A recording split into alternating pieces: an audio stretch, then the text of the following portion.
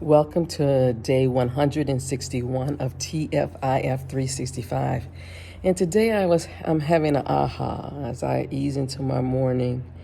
And I'm realizing that one of the positive side effects of following a supremacy-free, coercion-free, discrimination-free, and exploitation-free ethos, lens, perspective, worldview is improved mental health. And I've been talking about this for the last few videos, that I've seen so many people struggling with depression and anxiety and stress and work, just a lot of anxiety about personal, global affairs, professional, personal. Just so there's a lot that people are dealing with. And I've said to many people that 2024 was going to be the year that everything was exposed. So for me, I have been spending this time, particularly since the pandemic, really intentionally addressing and facing those things about my life that I was not happy with and that were in my control to improve. And I've said a few times that this Futures Free TFIF 365 project has been an unexpected, cathartic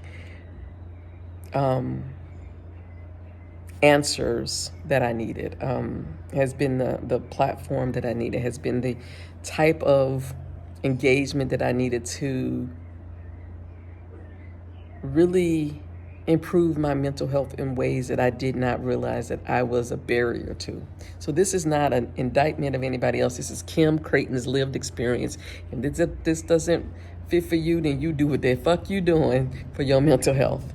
But for me, having to force myself to see every situation, try to find, and if I can't find it, allow myself to play and envision and go on an adventure of discovering or implementing supremacy-free, coercion-free, discrimination-free, and exploitation-free in all things.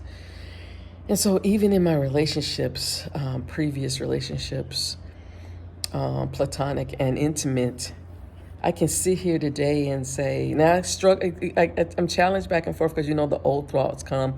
You think about the shit somebody did and then that just triggers. But again, it goes back to what I was saying yesterday about this.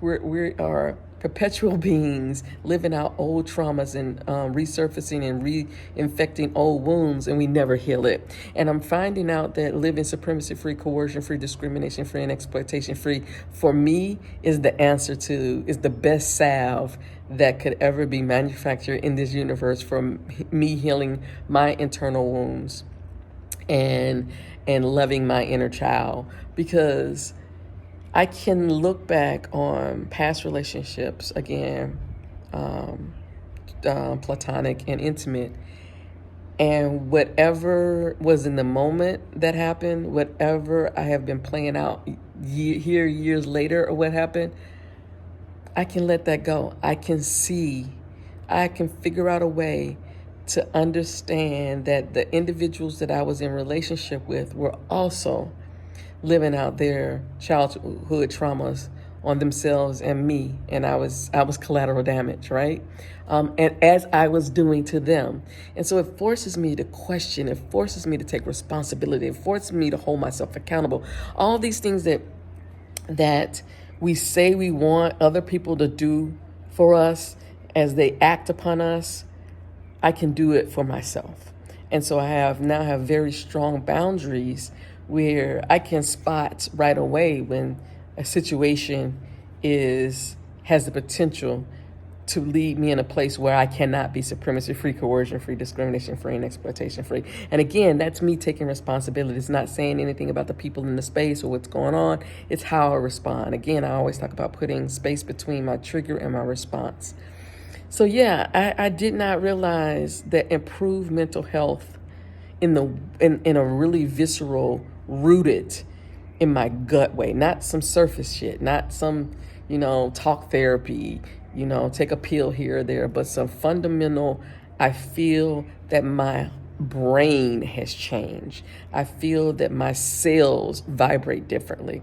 I feel that my heart pumps blood differently. I feel that my sweat is differently salted. Like my whole body has changed. And my mental health has improved because I have adopted and are practicing every day, and I'm not looking for perfection. And I allow myself to make mistakes in living a supremacy-free, coercion-free, discrimination-free, and exploitation-free experience. So I wish that for all of you. Until tomorrow, peace.